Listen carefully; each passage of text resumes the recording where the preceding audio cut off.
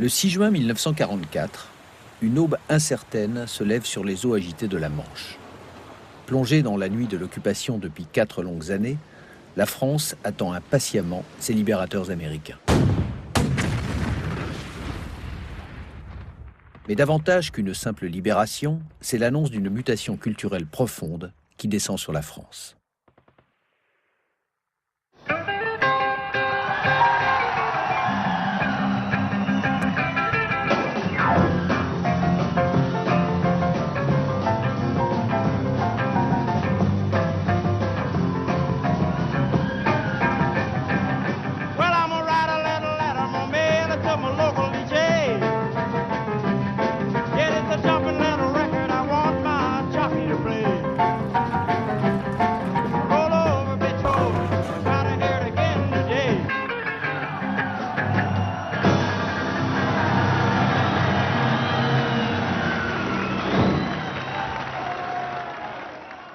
McDo, rock, rap, Hollywood, consommation. L'histoire commence avec les cigarettes et le chocolat que distribuent les GIs. Le débarquement signale la naissance d'une grande puissance. L'armée des États-Unis, inférieure à celle de la France à la veille de la guerre, est désormais la première au monde. La France dévastée de l'après-guerre manque de tout. Maisons, écoles, usines, tout est à reconstruire. Dans ce contexte dramatique marqué par le froid et la faim, l'exemple de l'Amérique triomphante est tout naturellement celui vers lequel on se tourne. En 1947, Washington fait le premier pas en annonçant la mise en œuvre d'un plan d'aide économique audacieux. Juin 47, M. George Marshall prend la parole à Harvard. Les destructions visibles de la guerre, déclare-t-il, sont probablement moins graves que la dislocation de toute la structure de l'économie européenne. Il faut aider à remettre l'Europe sur le chemin de la guérison. La France et l'Angleterre provoquent aussitôt la réunion des 4 grands à Paris pour étudier la proposition du secrétaire d'État américain à laquelle M. Molotov refuse de souscrire. Pendant ce temps, devançant les décisions du gouvernement, le peuple américain manifeste sa solidarité à l'égard des peuples amis d'Europe. Certainement, les Américains constatent la misère dans laquelle les Européens vivent. Bien sûr, les Américains veulent aussi jouer un rôle en Europe, mais surtout, ils ont compris que les États-Unis ne peuvent pas être riches tout seuls. Si l'on veut que le monde occidental repose désormais sur des échanges commerciaux, et si l'on veut que ces échanges commerciaux soutiennent les valeurs démocratiques, il faut que des deux côtés de l'Atlantique, il y ait des partenaires en état de commercer et en état également de défendre ces valeurs démocratiques. Ce qui fait que le plan Marshall, c'est à la fois une pincée d'idéalisme et une pincée de réalisme. Entre générosité et intérêt national bien compris, le plan Marshall va permettre à la France de financer sa reconstruction. Les États-Unis ont veillé à ne pas heurter la fierté nationale française. Washington laisse apparaître une grande liberté d'action dans l'utilisation des fonds qui lui sont alloués. À terme, l'Amérique ne peut que bénéficier de cette modernisation à marche forcée. Mais c'est sans compter sur la capacité de résistance de beaucoup de Français qui considèrent avec méfiance le progrès et la modernité, notamment dans les campagnes. La France est encore un grand pays rural. Il faut encore convaincre les gens de la campagne que le progrès est une bonne chose. Ils restent persuadés que l'essentiel, ce serait de revenir à ce qu'ils ont connu. Donc il faut là aussi transformer les méthodes de culture. Donc tout cela nécessite, si vous voulez, un changement dans les mentalités. Il faut du temps. Dans le port du Havre, les navires américains chargés d'apporter à l'Europe, et en particulier à la France, les marchandises du plan Marshall arrivent à une cadence accélérée. Monsieur David Bruce, représentant américain, et Monsieur Pfimlin, ministre de l'Agriculture, assistent au chargement des tracteurs agricoles fournis par les États-Unis dans le cadre de l'aide Marshall. La mission du plan Marshall était d'apporter une aide au développement. Et cette aide s'est traduite d'abord en agriculture par l'arrivée à des coûts très intéressants de la motorisation sous forme de tracteurs. Les premiers sont arrivés sont les Farmall avec les 2 roues qui étaient 2 roues rapprochées. Donc on est passé d'une agriculture, un système autarcique. Ça a été les prémices de l'agriculture d'entreprise. L'industrie, depuis 50 ans, s'est intensément modernisée, dans son matériel et dans ses méthodes. L'agriculture s'est engagée dans la même voie. Dans la journée, on faisait des cours aux enfants. Le soir, nous faisions des projections de films agricoles. Et à la fin de la projection de film, nous avions la possibilité de faire un tout petit repas préparé, un petit peu faisant de la ville à la campagne, une présentation avec l'enseignement ménager. C'était une salle d'école, l'écran c'était un drap, il y a eu des salles de fête, et puis il y a eu un peu partout. On est dans des bistrots si on l'a fait, quoi. La profession agricole s'est emparée d'une partie de la vulgarisation pour essayer de faire pénétrer le progrès dans les campagnes. Il n'est pas un pays au monde où on écrit autant qu'aux États-Unis. François, Au pays du progrès pour que les opérations... les Américains. Alors que bien des pays civilisés en sont restés à des instruments périmés, toujours à l'avant-garde du progrès, les US Post Office ont entrepris de mettre l'hélicoptère à la disposition du postman moderne. C'est américain qu'on est. Là, je ne vois pas un Américain avec ton hélicoptère. Eh ben, toi, à New York, avec ton motobicycle, moi... Oh, bah, ouais, oui. New York. Oh. Cinémathèque centrale agricole. Derrière cette porte se trouve... Entrée. Une des cinémathèques gratuites, la plus importante de France. L'une des originalités du plan Marshall est de confier aux pays concernés le soin d'assurer eux-mêmes la diffusion de la bonne parole américaine. En France, les éducateurs du ministère de l'Agriculture sillonnent les campagnes et projettent des courts-métrages à la gloire de la modernisation. Le plan Marshall m'a demandé de faire un documentaire pour l'industrie du lait en poudre. Et j'ai raconté les aventures d'une goutte de lait. Ça commençait par une vache dans un champ et une voix qui faisait « Maman ». Ma mère. Maman. En fait, c'était une goutte de lait qui racontait son odyssée jusqu'à ce qu'elle devienne une goutte de lait en poudre. Et me voilà. Il est 5 heures du matin. Et je suis toujours 1 litre de lait. Mais je crois qu'on m'appelle pour l'expédition. Il faut que je vous quitte, je m'excuse. Alors, au revoir. Au revoir.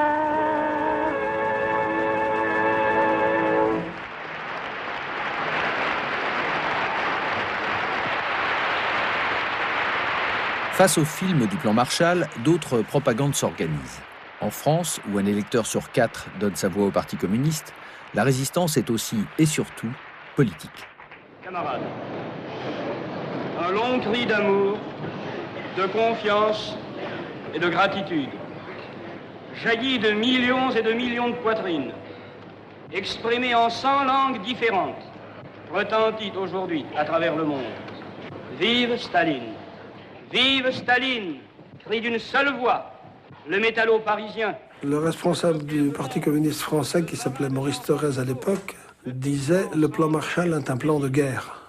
C'était un plan qui s'organisait autour des États-Unis pour dominer militairement les pays qui s'y soumettraient. Et c'était notre impression à nous, à ce moment-là. On croit ce que l'on voit. Ce que les communistes disaient, c'était de l'idéologie. Le tracteur, c'était une réalité. On était agriculteurs avant tout et communistes à l'occasion. Mais il y avait des agriculteurs résistants. Oh, Émile. Oh, Charles. Et tu as lu l'article sur le journal? Eh oui, et tu sais bien que je suis cultivateur comme mon père, mon grand-père et son père avant lui. Je m'en tiens à ce que je sais faire, comprends-tu? Tu réfléchiras. Charles tenait aux vieilles traditions et refusa de se joindre à nous. Mais les autres m'écoutèrent. Et le travail commença grâce à l'aide du gouvernement et du plan Marshall. Pour s'affranchir des résistances, la France du plan Marshall se doit d'obtenir des résultats. À une époque où l'appareil industriel est en cours de reconstruction, le maître mot d'une réussite encore largement hypothétique porte un nom aux consonances résolument modernistes. Productivité. Qu'est-ce que la productivité? C'est un mot nouveau, mais dont le sens n'est pas très clair. Pour comprendre ce qu'est la productivité, imaginons 2 pays, A et B. Le meilleur moyen d'apprécier la méthode de l'autre est encore d'aller voir sur place. Dans le cadre du plan Marshall, 25 000 Français, patrons, cadres, ingénieurs, ouvriers, visitent des entreprises américaines dans le cadre de missions de productivité. Les méthodes américaines apparaissent comme avant tout des méthodes modernes. Les États-Unis incarnent à cette époque-là le modernisme, la modernité. Et cela est vrai sur le plan industriel, comme c'est vrai sur le plan culturel. Ce qui veut dire qu'il y a bien, si vous voulez, une sorte de fascination vis-à-vis du modèle économique que les États-Unis sont en train d'exporter. Et l'émission contribue précisément à ces exportations. Une visite à l'usine de tracteurs de l'International Harvester Company donne à la délégation française l'occasion de suivre une production industrielle de série dans l'une des installations les plus modernes et importantes d'Amérique. Ces missions de productivité, elles sont importantes là aussi au début des années 50. L'idée étant qu'une fois revenus effectivement en France, ils appliquent ces méthodes américaines considérées par les Américains comme plus modernes, plus efficaces, plus rationnelles, plus tout ce qu'on veut. Et il est certain que sur le long terme, c'est un agent de pénétration des méthodes américaines non négligeable.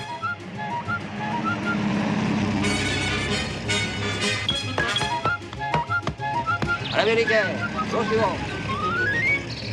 le plan Marshall n'a pas tout fait. C'est pas ce qui explique uniquement le transfert de modernité. Mais le plan Marshall y a contribué, et à côté de cela, il y a d'autres facteurs qui contribuent justement à transposer en Europe un certain nombre de comportements, de valeurs qui viennent des États-Unis.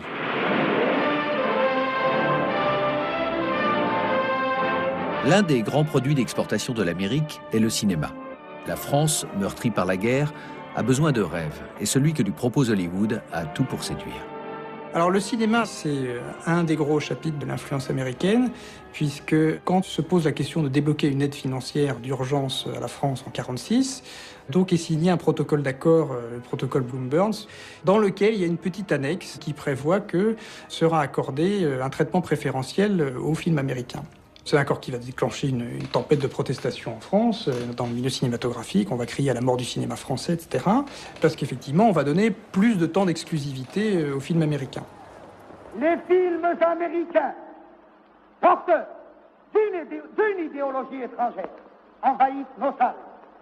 Les producteurs de films, à la faveur d'accords étendus économiques et culturels, installent en France même leur entreprise de dégradation de notre esprit national. Mesdames, Messieurs, je m'excuse de venir troubler l'ordre de ce spectacle, mais je ne serai pas long. Et ce que j'ai à vous dire est pourtant très important. En 1948, déjà, on vous a demandé de nous aider pour la défense du cinéma français contre l'importation massive de films étrangers. Il se trouve que la chose est remise en question actuellement. Alors, pourquoi vouloir tuer le cinéma français? Et cette importation massive, supplémentaire de films étrangers nous serait certainement fatale. L'accord économique signé par Léon Blum et James Burns ouvre les portes du marché français au cinéma américain.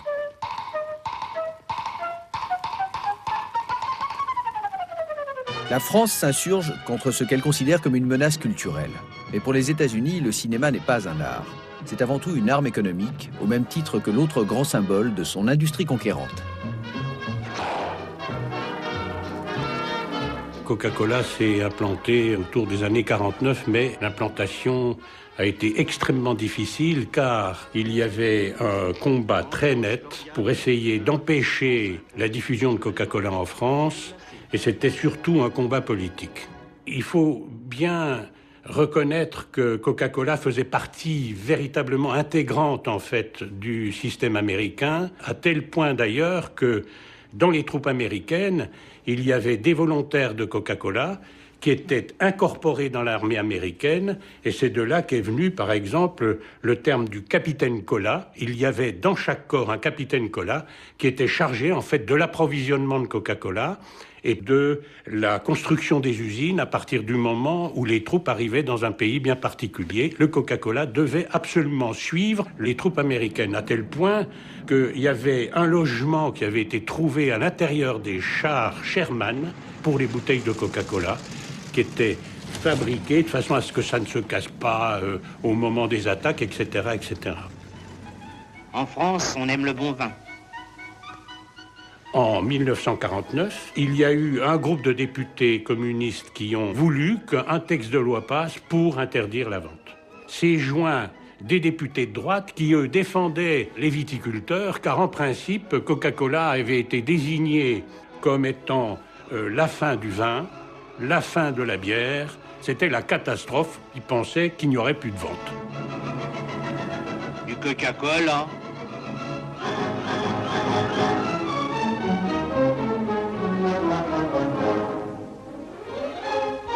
Allez, mon bonhomme, placez votre camelot ailleurs.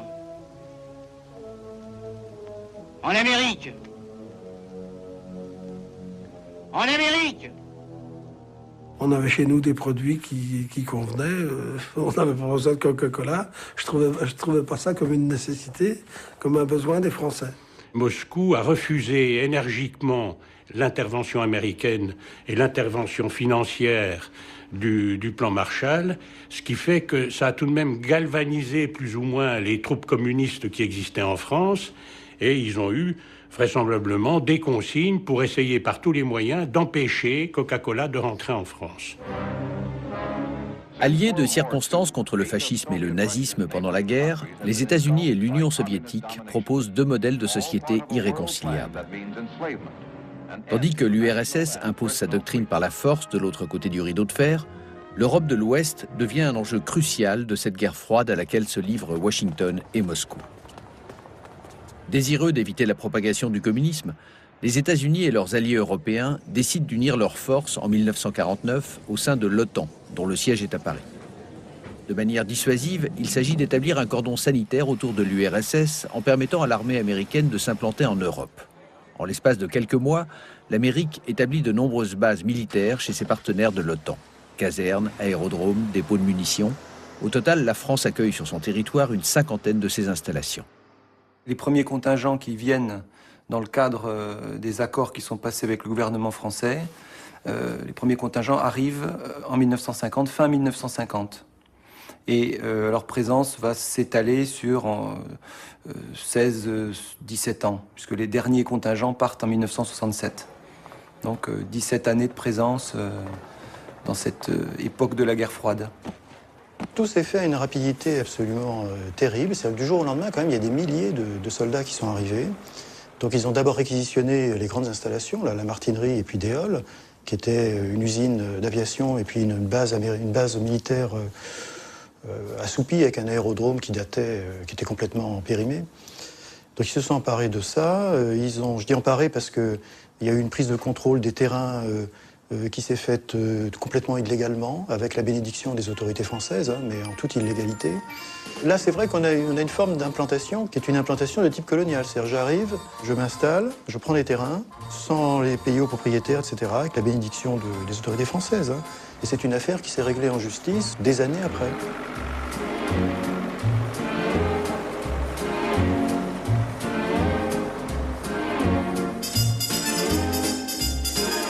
L'arrivée sur le sol français de milliers de GIs et d'officiers accompagnés de leurs familles donne un nouvel élan à un anti-américanisme déjà très actif. C'est tout particulièrement vrai des militants communistes poussés par leurs dirigeants. Le général Ridgway arrive à Paris où il est accueilli par les représentants de 14 pays de l'Alliance Atlantique. Le successeur du général Eisenhower est présenté à la presse par M. René Pleven. L'arrivée du général Ridgway devait servir de prétexte à une manifestation communiste qui fut interdite. Évitant la place de la République où ils devaient primitivement se grouper, les manifestants se heurtent violemment en plusieurs points de Paris aux forces de police qui les dispersent. Résultat, 1 mort et des blessés parmi les manifestants, 200 blessés parmi la police. L'immunité parlementaire ne le couvrant pas en cas de flagrant délit, le leader communiste Jacques Duclos fut arrêté dans cette voiture en même temps qu'y étaient saisis un revolver et 2 pigeons, dont les experts devront dire s'ils étaient voyageurs ou non. À l'époque, le pays est dans une atmosphère de guerre froide. Il y a un parti communiste qui est très important, un tiers de l'électorat. Et le thème du Parti communiste sur les Américains, c'est le thème de l'occupation. Donc il y a une opposition qui est très forte. Il y a une presse communiste au début des années 50 qui est une presse d'une violence terrible contre les Américains. Les soldats américains sont présentés comme d'anciens SS, des assassins, enfin des choses comme ça. Dès 1952-53, les familles des soldats américains arrivent, enfin pas de tous les soldats, hein, les familles des officiers essentiellement, il faut les loger. Et donc là, les réactions que l'on peut avoir s'effacent derrière la nécessité d'accueillir cette population. Quand les militaires arrivent, ils sont logés dans des tent cities, villes de tentes. Donc ce sont des chantiers avec de la boue, des camions qui passent, enfin des conditions qu'ils jugent absolument exécrables. Ensuite, dans la deuxième moitié des années 50, on construira les premiers lotissements à proximité des villes ou à proximité des bourgades. Et évidemment, ces lotissements ne sont pas éloignés des bases elles-mêmes, bien sûr. Les maisons sont construites selon des spécifications américaines, mais par des entreprises françaises. Alors les logements ne doivent pas faire moins de 80 mètres carrés, on doit avoir tout le confort moderne, 2 prises électriques par pièce, ce qui, compte tenu des normes françaises de l'époque, est quand même très moderne. Il faut évidemment qu'il y ait des sanitaires parfaitement au point, il faut qu'il y ait une salle de bain. Dans la salle de bain, on prévoit tout, le porte-serviette, l'emplacement qui va être réservé au verre pour la brosse à dents, on prévoit tout le nécessaire de l'American Way of Life. Vous rentriez dans cette grande salle de séjour qu'ils avaient. Ils avaient une petite cuisine, et puis ils avaient la salle de bain et des chambres. Bon, nous, comparé, on n'avait pas de salle de bain, vous savez, à l'époque. On se lavait dans l'évier, dans une bassine. Et puis les toilettes étaient au fond du jardin. Oui, voilà la différence. Et on était très gênés. Ça, je peux vous dire que... Bon, on n'était pas sale pour ça, parce qu'il y a des gens qui ont des salles de bain puis qui passent à côté. Mais... malgré tout, on était vraiment gênés. C'était la chose qui nous gênait le plus pour les recevoir. Ils trouvaient ça bizarre et ils disaient qu'on était sale. On était sale parce qu'on n'avait pas de salle de bain et qu'on n'avait pas les toilettes à la maison. Il fallait aller dans le fond du jardin. Mais on n'était pas plus sale que cela. On se lavait aussi, mais un petit morceau. On allait aux douches municipales. C'était vraiment rustique. On avait encore les fontaines dans les rues pour aller chercher de l'eau. Il n'y avait pas l'eau courante dans toutes les maisons. C'était vraiment un autre âge, si on peut dire. Châteauroux, c'est une ville où, quand les Américains arrivent, il y a un seul ascenseur. Un seul. Puis alors, je peux vous dire, une relique. Donc, du jour au lendemain, on a une population traditionnelle qui a été propulsée, mais vraiment en très très peu de temps, dans la modernité. Et regarde François qui fait se tourner comme en Amérique. Bon. Famille, tarot. Ah bah vous venez dépêchez-vous, moi je suis pressé, moi j'ai pas que ça à faire. À l'américaine, oh c'est bon. La modernité américaine, c'était les bases, leur immensité, leur technologie, les avions, leur conception même, comme des petites villes avec des noms d'avenues, Brooklyn Avenue, Chapel Drive, des noms typiquement américains, des flux de voitures, des grands parkings, des gens qui savent faire un peu dans tous les côtés, sur les bases des magasins, des hôpitaux, tout le nécessaire et le superflu de la civilisation américaine. Du disque en passant par le réfrigérateur, on pouvait tout acheter. Donc les familles américaines gardaient avec ces magasins un lien très très fort avec l'outre-Atlantique et avaient la possibilité de trouver tout ce dont elles avaient besoin en matière de confort moderne et qu'elles n'auraient pas trouvé sur le marché français. S'ils ont le souci de préserver leur indépendance, les militaires américains ont pourtant des contacts appuyés avec la société française. C'est vrai des GIs qui fréquentent assidûment les bars, c'est également le cas des officiers et de leurs familles qui logent pour la plupart chez l'habitant. J'avais la chance d'avoir une grande maison et donc le rez-de-chaussée a été loué à un colonel, sa femme et ses 2 filles qui avaient mon âge. Et j'ai donc, à partir de là, eu une sorte d'enfance biculturelle, où quand j'avais pas école en France, j'allais dans leur école, où je lisais leurs magazines, je voyais leurs comédies musicales, je mangeais leur nourriture, et c'était quelque chose d'assez merveilleux, je dois dire. En fait, j'étais partie pour avoir une enfance atrocement triste. Il y avait autour de moi surtout des femmes en noir qui avaient perdu des fiancés, des fils et tout ça. Et tout à coup arrivent ces Américains, envoyés donc dans le cadre de l'OTAN, et c'est l'exotisme. C'est l'exotisme, c'est comme une chance de se raccrocher à la vie. Il faut dire qu'on sortait de la guerre et qu'on n'avait pas beaucoup de choses. Ça faisait que 7 ans que la guerre était terminée. Alors, de ce coup, ça a été l'opulence. C'était l'Amérique comme on peut la voir dans des romans.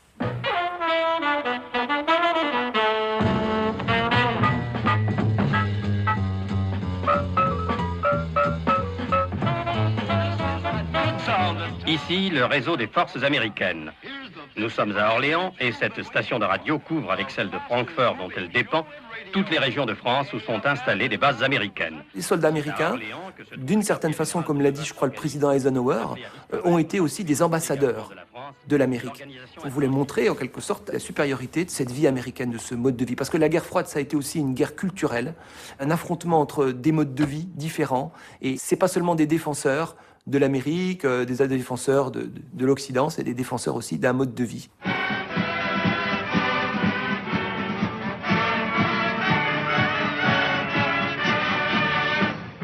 Ils veulent avoir le style de vie américain, donc des petites maisons américaines confortables, sur des pelouses vertes, sans barrières, barbecues et des fêtes. On prend conscience, ce qui n'est pas le cas en France, qu'il y a une société horizontale qui fonctionne par lien de voisins. Ça forme un ensemble de communities, qui est une notion aussi qu'on n'a pas ici. Et les maisons, après, ont été réoccupées par des Français qui se sont empressés de mettre des barrières. Maintenant, il y a des haies partout, tout le monde est renfermé, on ne voit plus les pavillons. Ça ressemble à un lotissement français maintenant. Mais à l'époque, c'était tout à fait le contraire, quoi. Les Américains, on voulait aller voir le voisin, il ne fallait pas sauter par-dessus la haie ou sonner à la barrière pour rentrer chez eux, quoi. C'est une mentalité différente.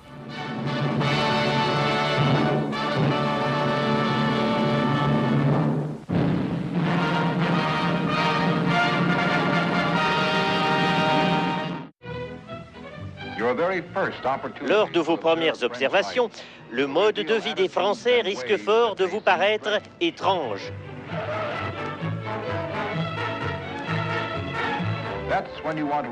Mais dites-vous bien que notre mode de vie pourrait bien sembler étrange à un Français de passage en Amérique. N'oubliez jamais que le Français est ici chez lui. C'est vous qui êtes un étranger en France. En parlant de clichés, abordons ensemble un problème vieux comme le monde, celui de la fille facile. Il en existe en France comme il en existe chez nous. De même que la fille facile américaine n'est guère représentative de la femme américaine, la fille facile en France ne représente en rien la femme française. Les jeunes filles françaises ne sont tout simplement pas comme cela. Lorsque la fille de Madame Beaumont et son fiancé sont de sortie, Madame Beaumont est de la partie. Dans beaucoup de familles, cette pratique se poursuit même jusqu'au mariage. Quand il débarquait, il n'avait appris qu'une seule phrase. Vous devez vous douter ce que la phrase était. Voulez-vous coucher avec moi, mademoiselle? Alors, on les regardait, on disait, mais ça va pas, non? Ils étaient très, très en colère. Ils nous traitaient de communistes. Parce que dans leur idée, toutes les filles françaises n'avaient qu'une idée, c'est d'aller avec un Américain. Et si on n'y allait pas, c'est parce qu'on était communistes.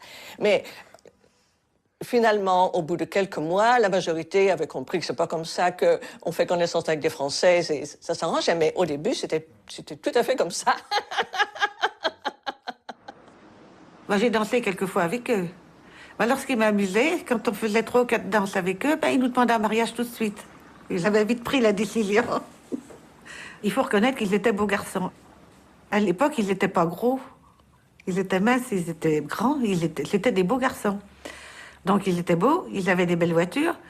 Une petite berrichonne qui n'avait jamais rien vu d'autre que le clocher de sa ville.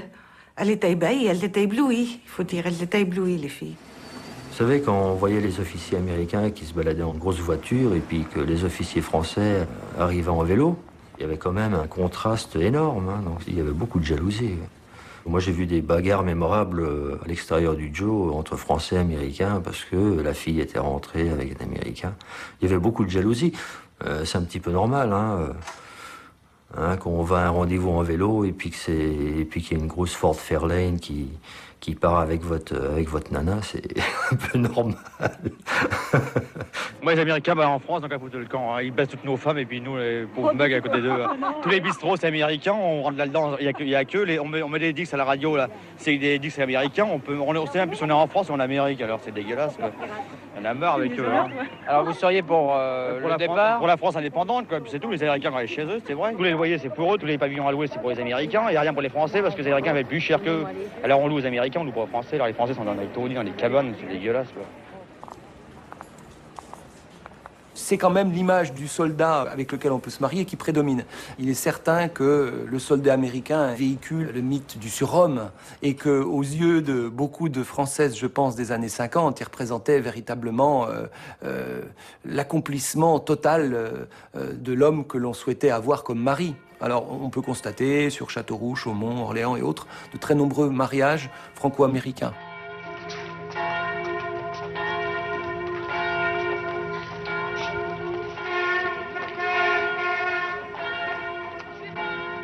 Là, on était 31 sur cette photo, 31, et il y en a 4 qui sont mariés avec des Américains. Alors, c'est celle-ci, qui est partie aux États-Unis, dans l'Ohio, celle-ci dans l'État de Washington, celle-ci en Floride, et celle-ci dans l'Idaho, et moi, je suis là.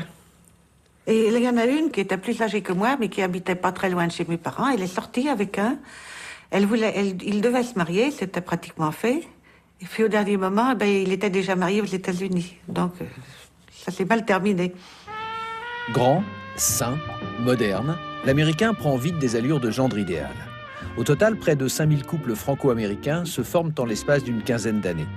Il y a les mariages officiels et ceux qui se célèbrent en toute hâte à la veille d'un accouchement.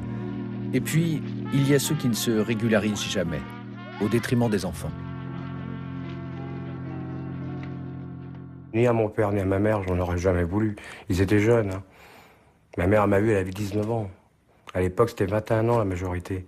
Mon père, il était jeune, je sais pas l'âge qu'il doit avoir à peu près. Bon, ils sont un petit peu plus vieux que ma mère. Bon, mais ils étaient jeunes, donc je sais pas, il y a que qui pourrait expliquer ce qui s'est passé. En fin de compte, c'est se retrouver tout seul, vous voyez. Bon, ce qu'il faut imaginer, c'est la vie de château à Balzan, être comblé de jouets, et d'un seul coup, de plus rien avoir. Donc vous vous retrouvez là, tout seul, avec la gentillesse de certaines personnes et la méchanceté d'autres. Je suis tombé sur quelqu'un qui m'a dit « Toi, le bâtard, tu sors d'ici, la fête est terminée. » Il fallait l'emmagasiner aussi, ça. Hein, c'était... Donc à partir de là, vous êtes bien obligé d'être un peu en colère quand même. En marge des relations affectives qui se nouent entre Français et Américains, d'autres facteurs contribuent à un rapprochement entre les uns et les autres. C'est en particulier le cas dans le monde du travail. Au plus fort des années 50, ce sont près de 30 000 Français qui trouvent un emploi sur les bases américaines. Comme ils recherchaient des personnes qui parlaient l'anglais, je suis rentrée travailler sur la base. Alors j'ai débuté tout à fait en bas de l'échelle. Vous savez, j'enregistrais des numéros, donc c'était pas passionnant. Et puis, comme je m'appliquais certainement pas mal dans mon travail, ils en ont tiré conclusion et ils m'ont fait suivre des cours de correspondance, des cours de dactylo. Et après, j'ai fait du secrétariat. J'ai fait ça toute ma vie. Quand ils voyaient qu'on y mettait de la bonne volonté et tout, je vous assure, et ils savaient nous donner confiance et ils nous accordaient leur confiance. Et ça, je crois qu'on ne l'aurait pas trouvé chez un employeur français de la même manière. C'était quelque chose qui était spécial à eux. Si vous étiez capable, on vous confiait le boulot. Et ils travaillaient, vous savez, parce qu'on disait ils étaient cool, ils avaient l'air des contracts et tout, mais ils bossaient. Hein. Et ils me faisaient remarquer souvent, parce que moi j'avais les fêtes françaises et puis les fêtes américaines. Les fêtes américaines, il n'y en avait pas beaucoup, mais les fêtes françaises, ils me les comptaient. Ils me disaient, mais qu'est-ce que c'est encore, Nicole? J'en avais presque honte. Au moment des fêtes américaines, il y a des opérations portes ouvertes très très fréquentes, donc qui permettent aux habitants de la région d'aller visiter une base américaine. Donc il y a une ouverture hein, que d'ailleurs les Français ne connaissaient pas forcément avec leur propre armée.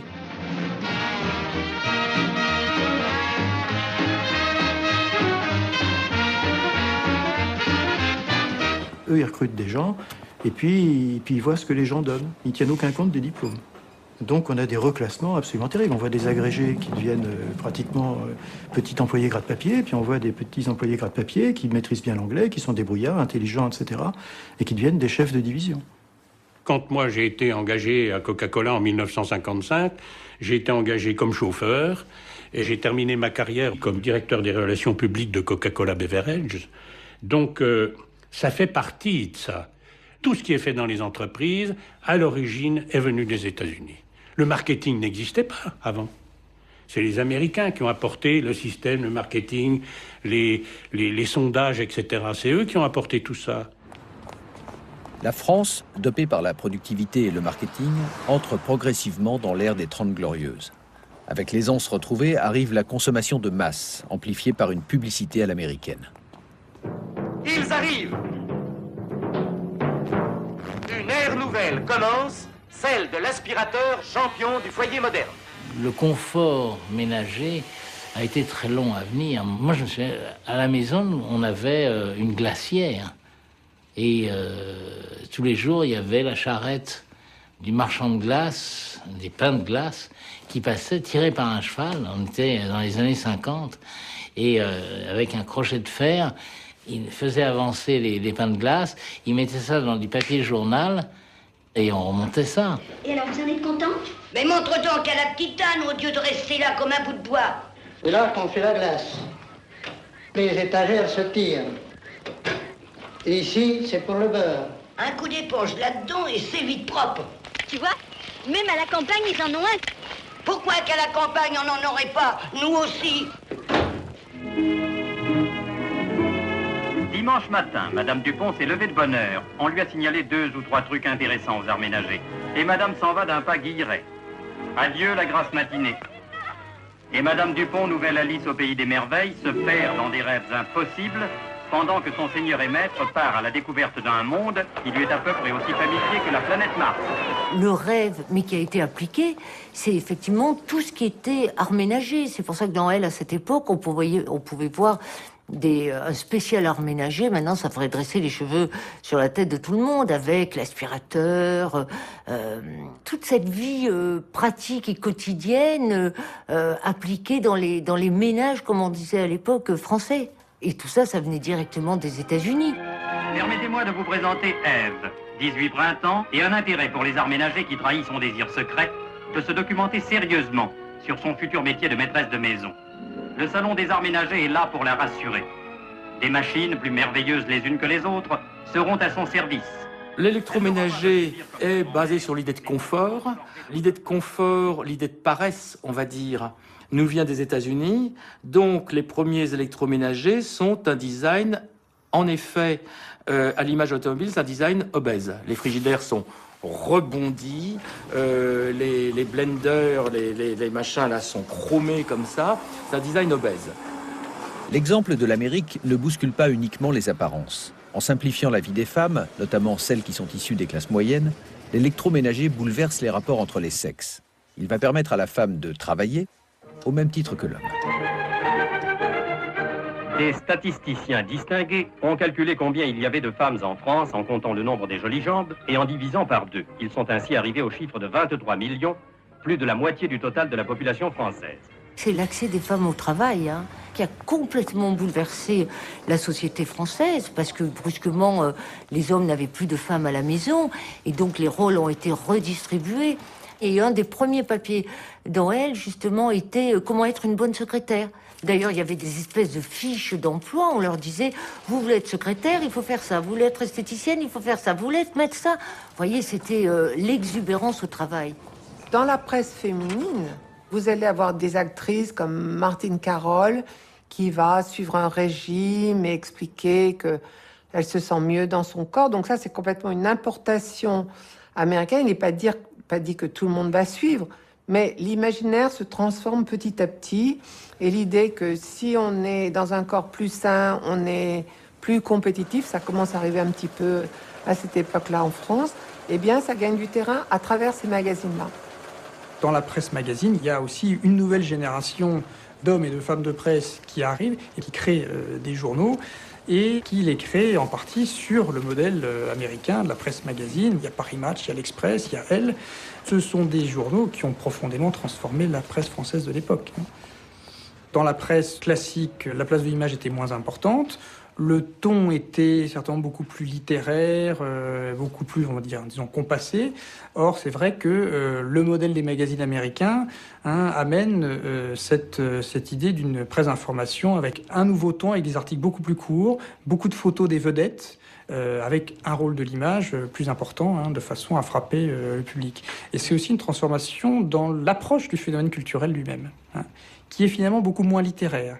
Parce que finalement, au panthéon culturel en France, il y a les écrivains, les intellectuels.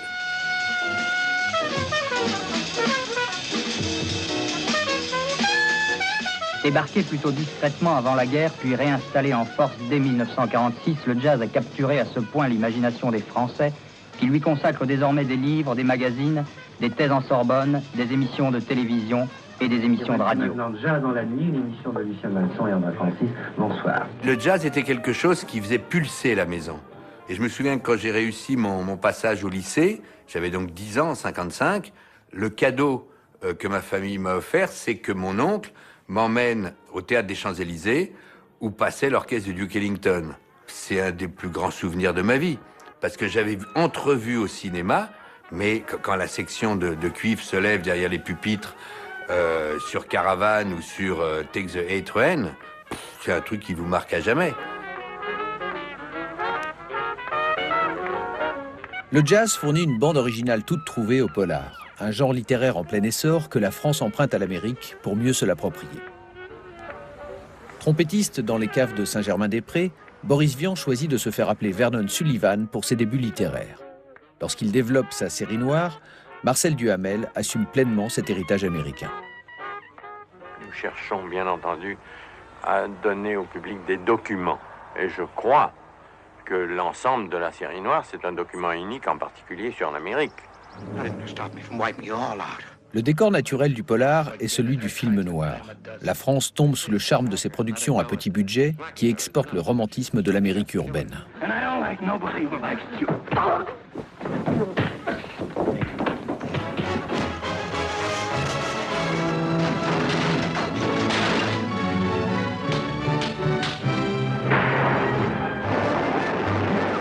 Autre fleuron de l'industrie hollywoodienne, le western perpétue le mythe de la liberté et des grands espaces. À Paris, il y avait un cinéma, moi je me souviens, qui était rue de la Gaîté, qui s'appelait le Texas. Et la porte d'entrée du cinéma, avant d'accéder à la caisse, c'était comme les portes de saloon, les portes de battante, comme ça.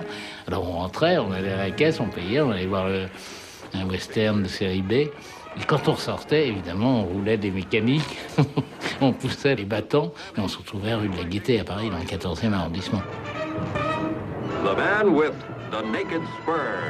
Le cinéma propage une idée formidable, puisque ces produits vont être placés, comme on dit aujourd'hui, dans les films, c'est-à-dire que le bel acteur, le Dean Martin, il a la belle bagnole comme ça, la belle fille, elle est dans la belle cuisine, elle a le bon mixeur, donc c'est des formidables campagnes de pub, et personne ne peut résister à ça. On règle avec cette commande, et ça contrôle automatiquement l'atmosphère et la température. Ah, magnifique. C'est Ellie qui l'a repéré. Dommage qu'on n'ait pas eu ça pour Tommy, ça aurait évité les ganglions. Ah oui, très intéressant en effet. Mais venez donc voir ça, vous allez être étonnés. Simple aussi, on met en route. Tout le cinéma des années 40 vante les choses les plus modernes, les appartements les plus grands, la façon de décorer. Beaucoup de films ne sont que des catalogues de la Redoute.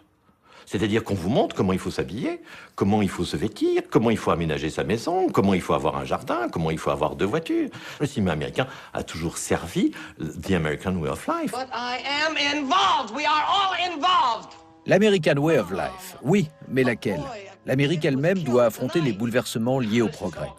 Le basculement brutal des teenagers dans la consommation de masse est source de conflits, de ruptures et de mutations. Les adolescents des années 50 rêvent d'indépendance et la musique qui leur sert d'étendard l'affirme haut et fort. Oh yes. Our story is about music. Not the music of long ago, but the music that expresses the culture, the refinement, and the polite grace of the present day. Ready, set, go, man, go. I got a gal that I love, so I'm ready. Ready, ready, set, I'm ready.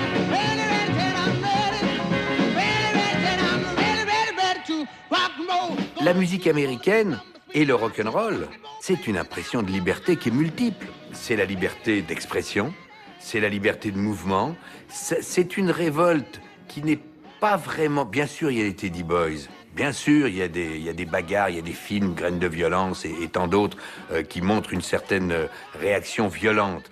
Mais on est plus dans une libération, un peu agressive de temps en temps, que dans une violence. Donc c'est une libération. Yes, you know this young man.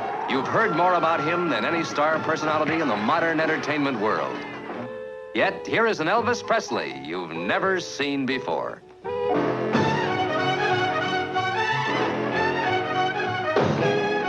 Il y a les gangs qui sont formés comme un peu partout. Moi, je me souviens dans mon quartier, c'était la bande de Vaugirard, mais il y avait la bande de Montreuil, il y avait tout ça.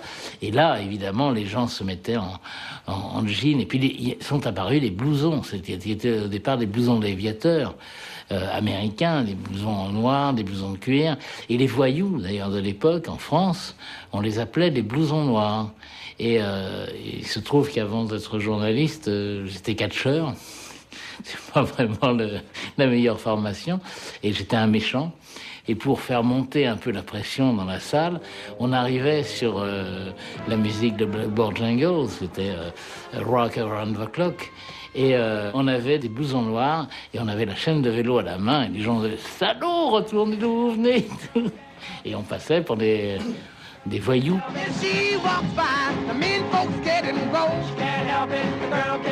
Tous ces 12 millions de beaux bébés dont parlait le général de Gaulle en 1946, à partir de 58-59, ils arrivent à l'âge de la préadolescence, ont de l'argent de poche, ce que n'avaient pas leurs parents juste à la fin des années 30 ou au début des années 40. Ils ont de l'argent de poche qu'ils vont dépenser dans des disques, etc., pour aller au cinéma. On a au même moment le déversement de produits culturels américains, cinéma, musique, etc., qui font le bonheur de la population et notamment qui vont faire le bonheur de la jeunesse.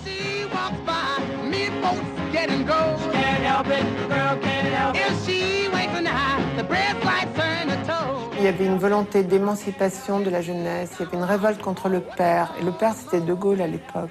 Et ma génération voulait balayer tout ce qui venait de l'avant-guerre, de toutes ces attitudes-là. Il y avait une volonté du mid-generation qui commençait avec ces modèles qui venaient effectivement d'Amérique. Comme le temps passe, voici qu'une autre génération se lève, qui ne connaît même plus Adolf Hitler, et qui préfère au titre de blouson noir celui infiniment plus sympathique de copain. Salut les copains. Salut les copains. Fasciné par l'exubérance du rock'n'roll et la décontraction du blue jean, la nouvelle vague des années 60 consacre l'américanisation de la société. Jean-Philippe Smet, transformé en Johnny Hallyday, Claude Moine, métamorphosé en Eddie Mitchell, en affirmant leurs envies de liberté, les yéyés prennent le pouvoir. Cette manifestation d'indépendance, souvent mal perçue par les générations précédentes, provoque une nouvelle bouffée d'anti-américanisme. D'un côté, vous avez une admiration sans borne, une fascination extraordinaire pour les choses qui viennent d'Amérique, la musique, le cinéma, tout ce qui est culturel et même au-delà, les vêtements, les comportements quotidiens. Et cette fascination s'accompagne d'une hostilité marquée à l'égard des États-Unis, mais des États-Unis mythiques, c'est-à-dire des États-Unis tels qu'on se les représente dans la tête. Et ça, c'est une des caractéristiques de l'anti-américanisme en France. A sad day in the history of Saint-Germain-en-Laye, the former home of the U.S. Military Command Headquarters for Europe. 26,000 troops must vacate France by order of President de Gaulle. Dans le sillage du Parti communiste français, les gaullistes ont repris le flambeau de l'anti-américanisme. Depuis son retour au pouvoir en 1958, le général de Gaulle souhaite s'émanciper de la tutelle militaire des États-Unis. En 1966, le désamour entre Paris et Washington atteint son paroxysme. Et le général exige le démantèlement de toutes les bases américaines encore installées sur le sol français.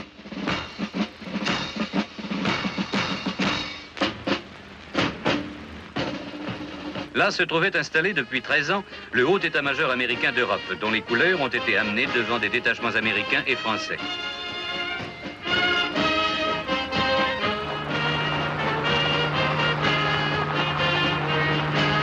Le départ des Américains a été vécu comme un traumatisme. Ça a été un traumatisme. Ça a été un traumatisme très très violent. Je veux dire avec des violences. Ça a été vécu comme une remise en question des avantages sociaux acquis, de tout cet aspect social. La ville était vide, parce que les Américains sortaient beaucoup, se promenaient. Du jour où ils sont partis, c'était moins vivant. Moins vivant, et il y a beaucoup de gens qui se sont trouvés au chômage. Quand j'étais licenciée, c'est sûr qu'en partant, j'en avais gros sur le cœur. Mais il n'y avait rien à dire, rien à faire, c'était comme ça. Est-ce que les Américains vous donnent envie d'être Américains? Enfin, oui, moi j'aimerais être américain car je pense qu'ils ont plus de liberté que les Français. Qu'en Amérique, ils ont un peu plus de distraction aussi qu'en France. Ils sont un peu plus libres par rapport à leurs parents, enfin que... Et vous?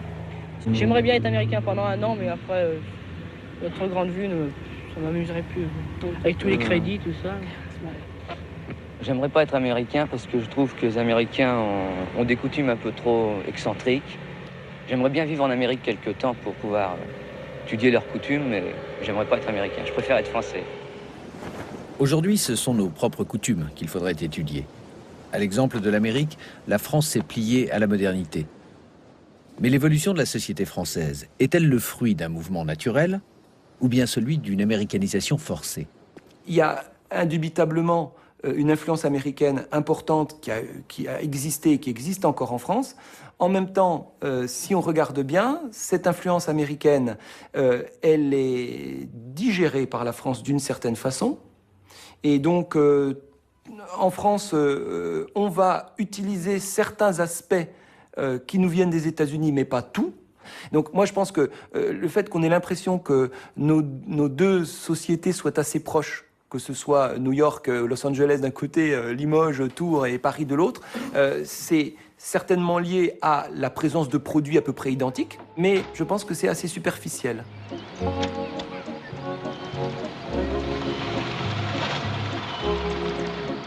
Une voiture pareille et pas de chauffeur. Quelle époque! Jérôme, au cercle! Les Français, ils étaient tous marqués par le rêve américain. Je pense que nous avons tous reconstruit, chacun dans son style, une Amérique de rêve. En conclusion, moi, ça a été formidable dans les années 40-50, d'abord parce que ça nous a donné une espérance formidable. Aujourd'hui, je doute que la position américaine en Europe, dans le monde, en France, donne quelque espérance que ce soit. C'est plutôt consommer et taisez-vous. C'était pas la consommation à l'époque. Tout au moins, on n'avait pas compris que c'était en fait de la consommation. Maintenant qu'on a Disneyland chez nous, je crois que ça va, les gens ont compris. You'll never know. You'll never, never know I care. You'll never know the torch I bear. You'll never know it, for I won't show it. Oh no, you'll never, never know. La semaine prochaine, notre documentaire d'histoire interrogera les espions qui venaient du ciel. De la fin de la Seconde Guerre mondiale jusqu'à la chute du mur de Berlin, l'espace aérien de la RDA fut le théâtre d'une lutte sans merci entre Américains et Soviétiques. Cet aspect méconnu de l'espionnage au temps de la guerre froide sera étudié la semaine prochaine. D'ici là, faites un saut sur le net.